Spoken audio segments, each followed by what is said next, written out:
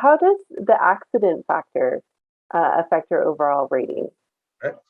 So I already told you, go to part 385, look at all the acute and criticals. And if you're going to do an internal review, make sure you're not doing any of the acute and criticals wrong.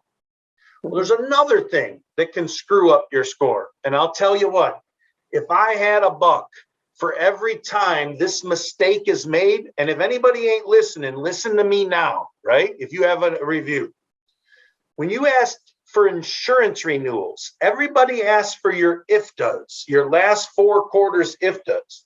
But if you're a growing company, one that a year ago only had 5 trucks and now you have 20, this current month you're in has a lot more miles than it did a year ago.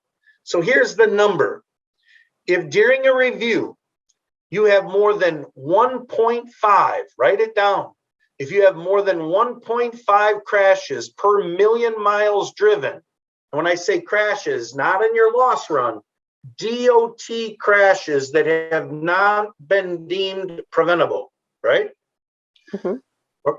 So that are deemed preventable, meaning you couldn't get out of it. So DOT crashes that are deemed preventable, they count all those up, and you can't have more than 1 crash per 1.5 million miles. So the moral of the story is, if you get in crashes, data queue them to show them as non-preventable. If they come in and you have some you haven't data queued, you need to articulate to the investigator that these 3 weren't our fault. But at the end of the day, let's say 4 of them were our fault and they were preventable. They're going to take these and compare it to the mileage number you give them. You want the mileage number as high as possible. You don't want to understate your mileage on your questionnaire, because if you do, you could be at 1.7 crashes per million miles driven because you simply gave them the wrong mileage number. Then I come in and I'm like, why did you tell them 1.7 million miles for 17 trucks when you ran 2.3? Well, I don't know. That's what my IFTA said. Well, you shouldn't have used your IFTAs. You should have grabbed the last 365 days.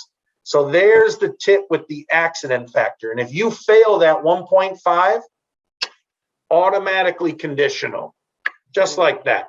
The whole review is conditional if you're over 1.5 per million miles driven of DOT crashes. Very good information.